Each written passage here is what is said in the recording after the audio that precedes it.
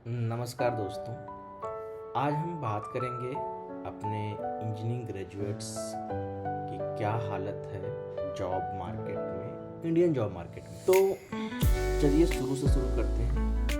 सबसे पहले हम आपको बताते हैं कि ये सिलसिला कब से शुरू हुआ। कल्पना कीजिए 4 साल की इंजीनियरिंग, लाखों रुपए की फीस, हजारों घंटे की पढ़ाई और फिर पी डिग्रेड टू इन्फॉर्म का एक ऐसा ही है जिसमें हजारों छात्रों के सपनों को झकझोर दिया।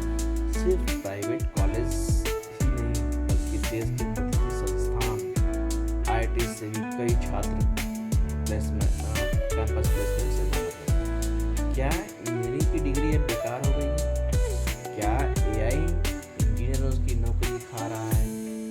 क्या आने वाले समय में करोड़ों इंजीनियर्स बेरोजगार हो जाएंगे, या फिर इसके पीछे एक ऐसी सच्चाई छिपी है जिसे बहुत कम लोग समझते हैं। आज हम डेटा, रिपोर्ट्स और फैक्ट के आधार पर पूरी कहानी को समझेंगे। वीडियो को अंत तक देखिए ताकि आपको एक पता चल सके कि रियलिटी क्या है। ये शुरू करते हैं। आखिर 2025 में हुआ क्या? अगर हम पिछले 5 साल के डेटा को देखें तो 2020 में कोविड आया, ऑनलाइन हो गई, हर कंपनी को सॉफ्टवेयर इंजीनियर चाहिए था। तो TCS, Infosys, Wipro, Accenture, Cognizant, इन कंपनी ने लाखों फ्रेशर को नौकरी दी।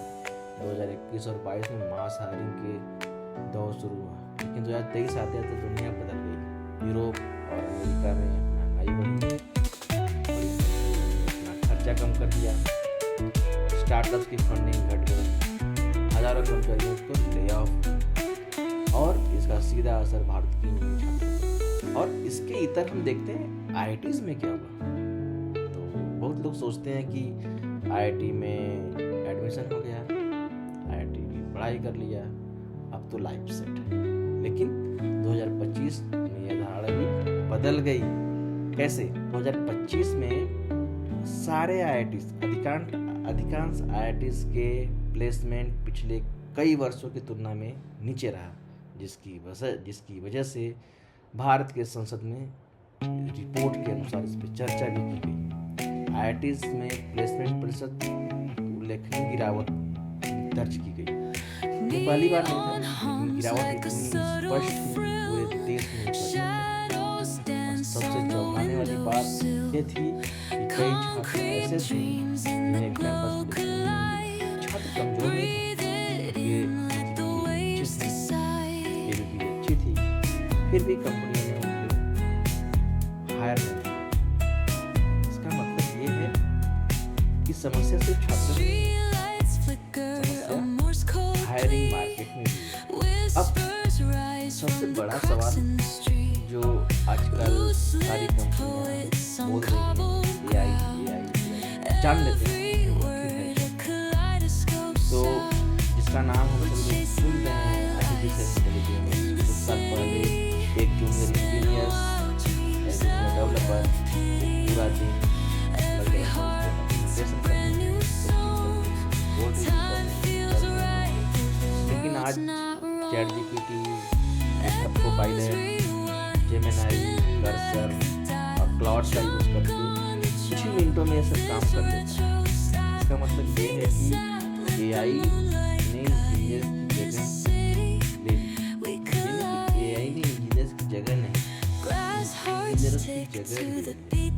बल्कि इंजीनियर्स जो पहले किसी काम को करने में 8 घंटे लेते थे, आज उसी काम को करने में 3 से 4 घंटे में। मतलब ये हुआ प्रोडक्टिविटी बढ़ गई, तो कंपनियां क्या सोचेंगी? अगर वो पहले 100 हायरिंग करते थे, 70 हायरिंग। यही वजह है कि एंट्री लेवल की जॉब में गिरावट देखने को मिली। लेकिन सिर्फ एआई जिम्मेदार है क्या? ऐसा नहीं। अगर कोई ये कहे कि एआई ने सारी नौकरियां खत्म कर दी तो ये पूरी सच्चाई नहीं है। इसके पीछे कई कारण हैं। पहला, 2021-22 में ओवर हायरिंग हुई, कंपनियों ने जरूरत से ज़्यादा लोगों को हायर किया। दूसरा, ग्लोबल शटडाउन्स में अमेरिका और यूरोप में आईटी खर्च कम हुआ। तीसरा, तीसरा, स्टार्टअप फंडिंग कम हुई। चौथा, कंपनीज अब क्वांटिटी नहीं क्वालिटी हायरिंग कर रही हैं और ऐसे इंजीनियर से जो एआई का इस्तेमाल करना जानते हैं, जो प्रॉब्लम सॉल्व कर सके, जो सिर्फ डिग्री नहीं बल्कि स्किल लेकर आए। तो सबसे ज़्यादा नुकसान हुआ किसे, इस बारे में अगर हम चर्चा करने के लिए जाएं तो अगर आप टायर 1 कॉलेज से हैं तो कंपटीशन बढ़ा है, लेकिन अगर आप टायर 2 टायर 3 कॉलेज में हैं तो स्थिति ज़्यादा कठिन है। कई कॉलेज में कैंपस ड्राइव ही नहीं आई, इस कॉलेज में प्लेसमेंट रेट आधा रह गई। AICTE के आंकड़ों के अनुसार कम एडमिशन और कमजोर प्लेसमेंट के कारण कई इंजीनियरिंग कॉलेज में सैकड़ों कोर्सेज बंद हो गए।